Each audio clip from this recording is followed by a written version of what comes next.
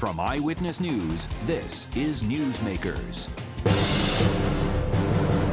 The end is near of the Rhode Island legislative session, that is, but a lot of work is still on the table, not least of which is Speaker Nick Mattiello's car tax plan and a $9.3 billion state budget.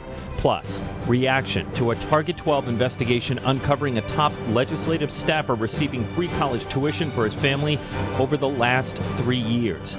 This week on Newsmakers, two lawmakers from Aquidneck Island, Democratic State Senator Louis DiPalma and Republican State Representative Kenneth Mendonca. Welcome to Newsmakers. I'm Tim White. Joining me on the program from WPRI.com, reporter Ted Nesi, Democratic State Senator Lou DiPalma, and Republican State Representative Ken Mendonca. Thank you very much for joining us on the program. As I said, Aquidneck Island lawmakers. You live in Portsmouth, you live in Middletown. You cover almost every town in the East Bay, it feels like. Yeah. Fair number. All right, so look, we have a lot of policy questions to discuss. We're waiting for the budget to come out, but we're going to get this out of the way first. We've gotten a lot of reaction to a report that Ted and I filed earlier this week. It really struck a chord, I think, with our viewers and readers. This week we revealed Frank Montanaro Jr., the head of the State House's Joint Committee on Legislative Services, that's the administrative arm of the General Assembly, has been on leave from his old job at Rhode Island College for 3 years while working for the Speaker at a salary of nearly $156,000. He was able to tap into a perk from his old job, and that is free college tuition for his family. 12 semesters at $50,000. Rep, we'll start with you. Basic question. What's your reaction?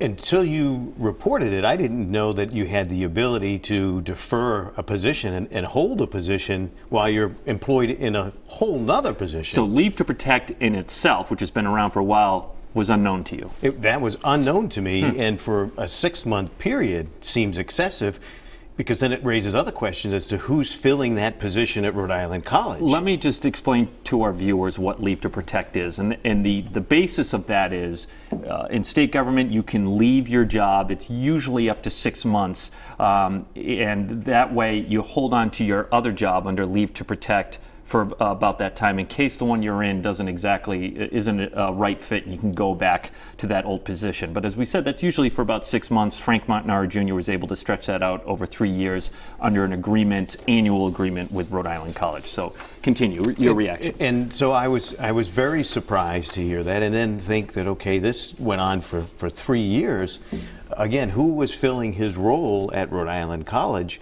It just seems like whatever the negotiation is with the organization, that's a process that really should be stopped. And it should be something that if it's set up, then maybe it's a 3-month and then done with it. But you should not be able to hold a position while working for another state position for 3 years. That just, again, that just smells bad, looks bad, and should not be right. Senator, the other question is, should you be able to glean benefits from your old job while on Leave to Protect? I think you brought up a good question. In fact, as the rep indicated, until I read the report that you folks had on online, was not aware of the situation as well. And with regards to even Leave to Protect as the very nature, obviously something was collectively bargained. It was there. I think we need to look at it from the perspective of moving forward.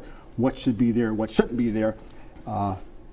He was taking a benefit that was collectively bargained, that was there. I think moving forward that needs to change, especially given the light of something that's been going on for 3 years. We need to figure out how do we move that forward and change that practice. Do either of you feel he should reimburse the colleges? I'm going to follow up with what Senator Palmer had said, that it was something that was negotiated and somebody at the college signed off and agreed to that. At this point, unfortunately, I'd say no.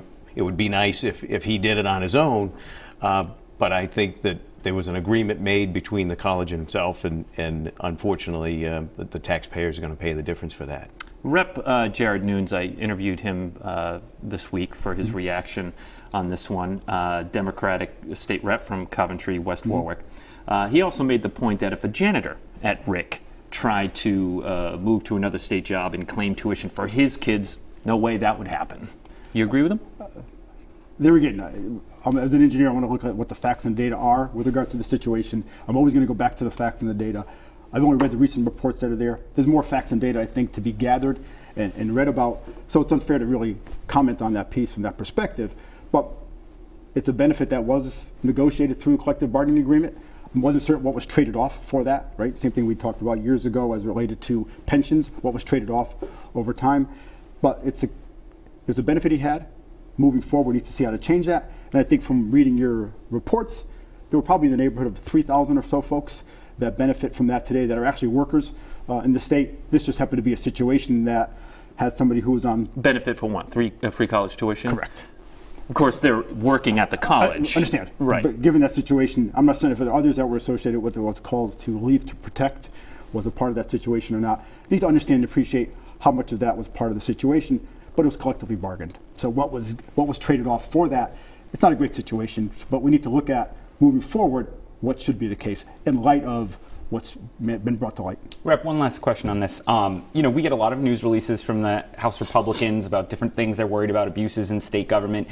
We were surprised a little bit how little we heard about this. We frankly aren't always surprised in the House. Democrats don't want to say something about the Speaker's guy, but is it uncomfortable for House Republicans to criticize something happening inside the General Assembly? I don't think so. I did have a conversation with at least one other rep about this, and it was somewhat breaking news. Again, this is one of those uncoveries about an agreement that was collectively bargained that we find out after the fact and not during the process to really raise light of it. But I mean, I think we've been pretty outspoken about various issues, and I think it was just maybe the timing on this. I know that I've had conversations with folks about it. All right, so let's talk about the car tax. Move on to policy. So just last night, I was with both of you this week at House Finance on Tuesday, at Senate Finance last night on Thursday, listening to testimony and questions that reps and senators had about this. It seems almost certain the car tax will be in the budget next week. It's the House Speaker's top priority, etc. I'm going to start with you on this one, Senator DiPalma. You certainly had reservations about the cost of this, $220 million over each year once it's up and running. One thing that was discussed that was interesting last night was the possibility of adding triggers to the phase out. Talk about why that was intriguing to you and what you were talking about last night with that. So I think in the legislation that exists today, some triggers have been put in, but I'll call them soft triggers. They're somewhat qualitative, requesting the Department of Revenue to evaluate the proposal beginning in 2020 and beyond as they see fit. Well, that's good, but as an engineer, like Rep. Mendonca as well, I'm looking for things that are very objective based. So no matter who looks at it, we're all going to come to the same decision in the end, as opposed to something that's qualitative. We're all aware of what happened to the Great Recession in 2009. I was a part of the conversation and part of the vote to eliminate the car tax phase out when we did back then.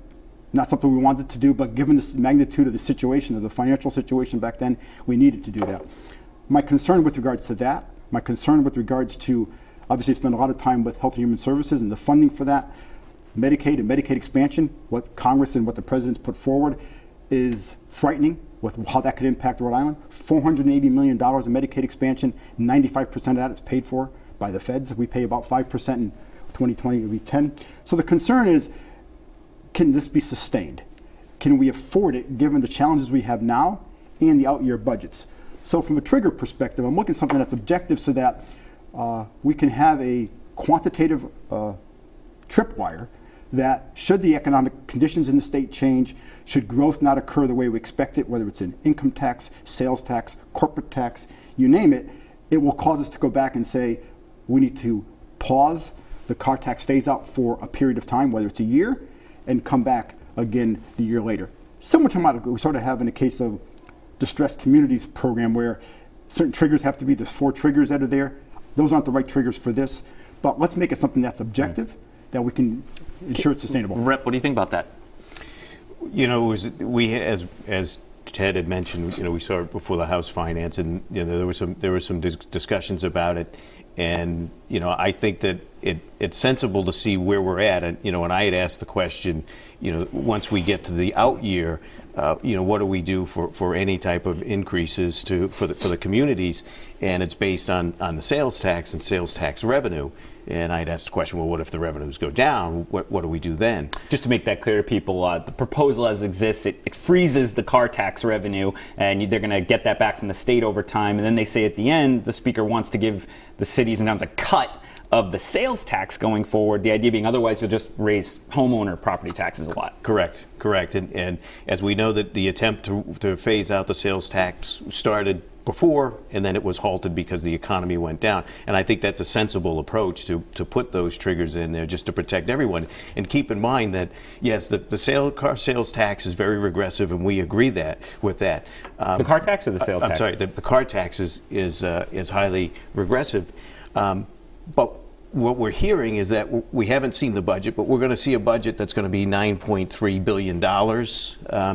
So we are increasing the overall budget, and we're giving a tax credit here by removing this car tax, but we're still getting a tax increase somewhere. And so we need to look at the budget when we get the budget and see really what do the numbers really mean. So your concern is that it could be a tax shift rather than a tax cut because the money will become found somewhere else? We haven't seen when we see the budget, we'll be able to find out where the money is coming from to fund this. Just to be clear, the sales tax piece is in current legislation. It's been in current legislation for a number of years.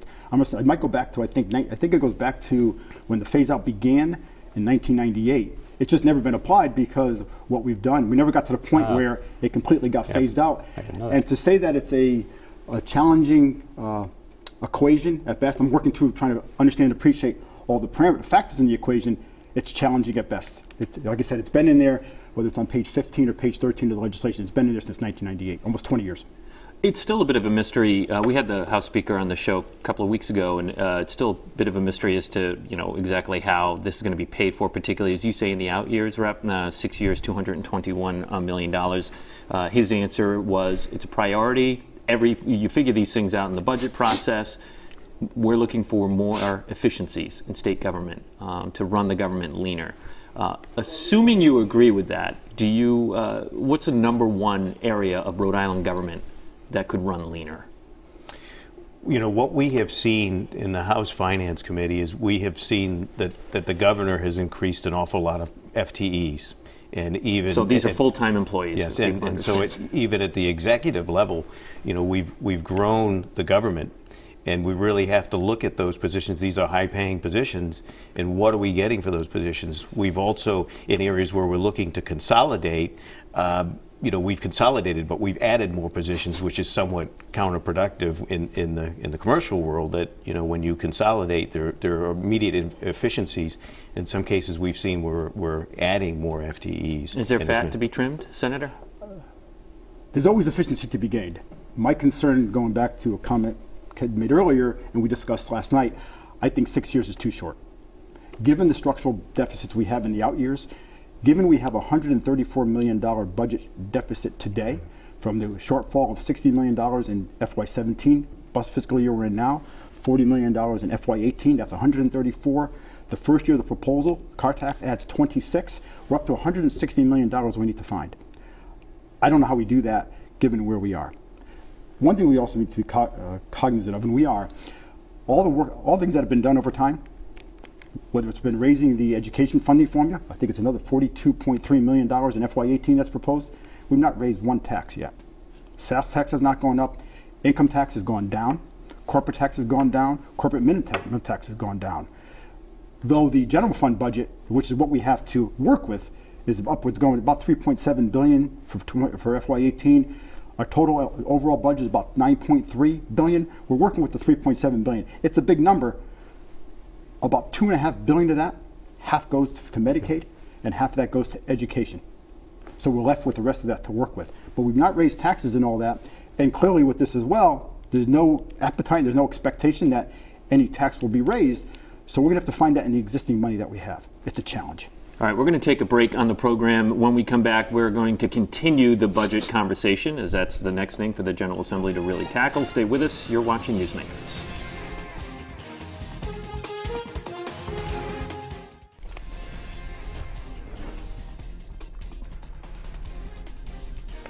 Welcome back to Newsmakers. I'm Tim White. To my left, WPRI.com reporter Ted Nesi. Our guests this week, we have State Senator Lou DiPalma, Democrat, and Republican State Representative Ken Mendonca. Both of them are lawmakers from Aquidneck Island. Ted? So we were talking about the budget for, and we're talking over a number of years with the car tax. Let's zoom back into just this year, the budget we expect. Senator Connolly told me last night, maybe it'll come out next week, the Senate Finance Chairman.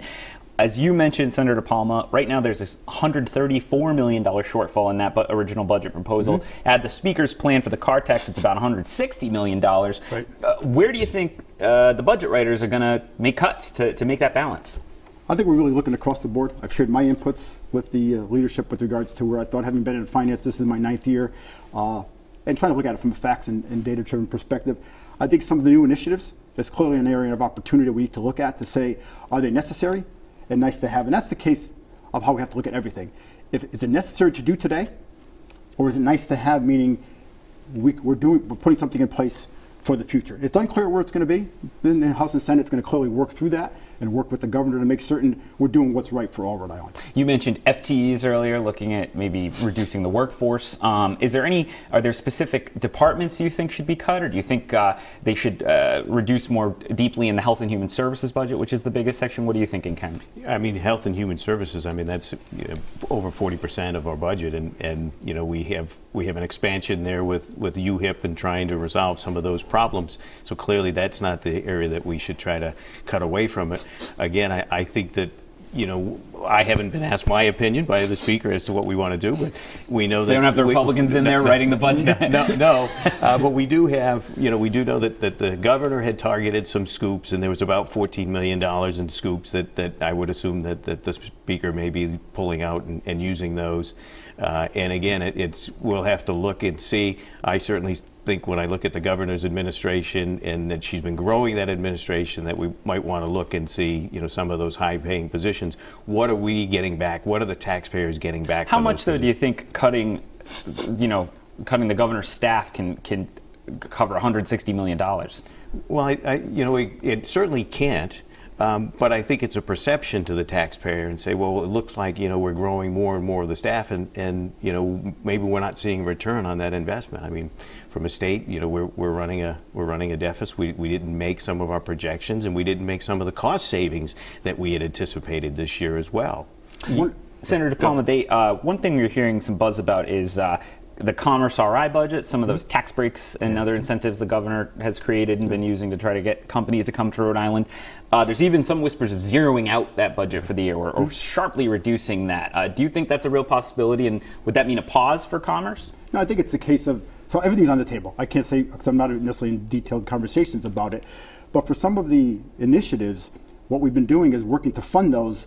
And as we're all aware, in the post-30 Studios era, which is good what we're doing with regards to the economic incentives, and I support those. It's the right thing to do, and we need to do those, is the payment for those don't happen until after a business, whether it's Johnson & Johnson, GE, whether it's Virgin Pulse, you name the rest of the companies that are expecting to benefit from these, show the return on the investment, show the results. So those are going to come a period of time later. So what we've been doing in some regards is pre-funding those in preparation, as opposed to we're sort of paying as you go, which is the right thing to do, as opposed to here's your bill for, oh my God, sticker shock, and now I got to go pay for that. Let's pay for it ahead of time. Let's figure that out. And I know the Republicans have been pretty critical of this session, especially on those commerce incentives after voting for the original budget that had them. Do you think, Rep. Mendonca, they should be gone altogether? Do you think would you keep some and get rid of some? What's your view right now on the commerce breaks? I had heard rumors that that some of the funds in the Commerce Corp could be targeted. I think that. I submitted legislation, and we had a topic of discussion this week, and we heard testimony on it this week, that I think, we really need to look at those commerce dollars, and we need to focus in our strengths. And the area of strengths that we have is in the defense industry. And we really should be looking to grow that industry. We haven't done that. And I understand, there may be an appeal for GE Digital and that we may get some other businesses that come in. But I think the focus should be on what we do well, and I think that the defense industry is one area that we have. It's been the cornerstone for economic vitalization here in the state for many years, and I think the focus on the Commerce Corp should be how can we really grow that industry? And there's potential to grow that industry, and that helps statewide. Something you two probably have some common ground on here. You work for Raytheon. I do. A Democrat, but do you think Donald Trump could be really good for the defense industry on Aquidneck Island? Categorically, absolutely yes. And based on what he's been looking at, he's categorically looking to invest in defense. And so at a macro level, what President Trump is looking to do from a defense perspective will certainly benefit the defense industries across the country, and as well the accord that he signed with recently with Saudi Arabia. So did you vote for Donald Trump? Absolutely not. Okay. But on the flip side, I was reading an article that Cape Cod is having trouble finding seasonal employees, and they attribute that to the Trump administration stand on immigration. Is Aquidneck Island having a tough time as well with seasonal employees right now? Are you aware of it? Are you hearing from businesses, Ken? I could say that I have not heard that. That doesn't mean that it's a circumstance that exists. I just can say I have not heard that. Senator? Absolutely, I have not heard it. I know there are a fair number of seasonal employees that work on Aquidneck Island, clearly in the hospitality industry, maybe in the landscaping industry as well, but clearly in the hospitality industry in Newport and Middletown. But I have not heard that there's an issue. Let's stay on Aquidneck Island real quick. It's a great place. A lot of bridge construction. I was born in Newport, so I'll agree. A lot of bridge construction happening. Newport Pell, Mount Hope. Particularly with the Newport Pell, how has this been impacting tourism and businesses on Aquidneck Island? And should they have staggered the bridge construction with everything? It just feels like two of the main feeders going onto the island are just clogged. I have to imagine that Senator Palmer has probably had a few phone calls and emails on this, but having a lengthy conversation with Executive Director Croft, that the work has to be done, and unfortunately, there are options, and one of the real draconian options would be to shut down the Newport Bridge for a year like they did with the Mount Hope Bridge, and I don't think we want to do that. They're trying to manage the best that they can. It's just work that has to be done, and unfortunately, is it going to impact traffic on and off the island? Absolutely. I just don't know. Already is. We know it. Well, without a doubt. I just don't know how another way that we can get this done, reinforce the bridge, do the work that we need to do, and the maintenance on the bridge. We certainly can't afford to build another bridge. I want to talk about the free tuition proposal. Its prospects look grim, to say the least, based on the budget realities we've been talking about so far here. Senator Palmer, you've actually been a fairly rare, frankly, supporter of this in the Assembly. There haven't been a lot of lawmakers who've said, yes, I like this idea, let's put it into the budget. Why did you decide to get on board with it? So I have been, you're absolutely right, a big proponent of it. It's the right thing to do from an education perspective, and I won't go back to the Committee of 10 in 1892 because I was chastised about that on Monday night when I presented to a group, but we can go into that later. If we look at the education that we provide today, high school education is no longer sufficient. It's necessary, but not sufficient for the jobs that are coming in the United States. About 11.6 million jobs were created since the post-recovery in 2010. 11.6 million. 11.52 required a college education beyond high school. If we're expecting to grow our economy and help Rhode Islanders, we need to figure out how to ensure that they get beyond the high school education. Rhode Island Promise is one of those things that will allow us to do that. It's a last dollar scholarship. I like to see how can we improve it based on what New York has done with the Excelsior program. There's clearly some ways to improve it. And in light of the backdrop of our economic situation, how do we make it affordable? But we have a couple of minutes left. Sure. In the deficit conversation, you talked about there are just some initiatives that we can't explore. Is this one of them? No. This is a priority too. Absolutely it is. I think we need to figure out how to do it the first year, less than what it is right now, less than 10 million, but clearly it's imperative that we do this. I'll tie it back to the, people may take issue. Real brief, because I'd like the rep to weigh in. The GI Bill. The GI Bill after the Second World War and what it did to the U.S. and propelled the U.S. from an economic perspective, this is not a GI Bill, but it's akin to being able to bring Rhode Island beyond that and address some of the key challenges students and parents have with getting their kids to college. Rep, we'll give you a minute. You will not hear me argue against how important it is to have a college education. I think all the data indicates that your lifestyle, income, everything is much better with a college education. Is now the best time to implement it? I don't think it is, for all the reasons we talked about earlier, where we stand from a deficit standpoint. It needs to be refined. I mean, I've had quite a few people send me emails and call me and say, well, look, I just put my child in college and now, they're not going to be eligible. And people propose, well, why don't we go do an across-the-board tax credit? I also was somewhat disappointed when we saw that the governor had included a 7% increase in tuition for our state colleges and universities, and then implementing this plan. I think it's very honorable. I don't know if in this current format it needs an awful lot of refining, and I don't know economically whether or not we can do that today. Unfortunately, we're out of time. I know it's a debate we could continue. I got just 15 seconds left. You both running for re-election in 2018? Yes. I am. Okay, great. For Ken Mendonca, Lou DiPalma, Ted Nesi, I'm Tim White. We'll see you next week on Newsmakers.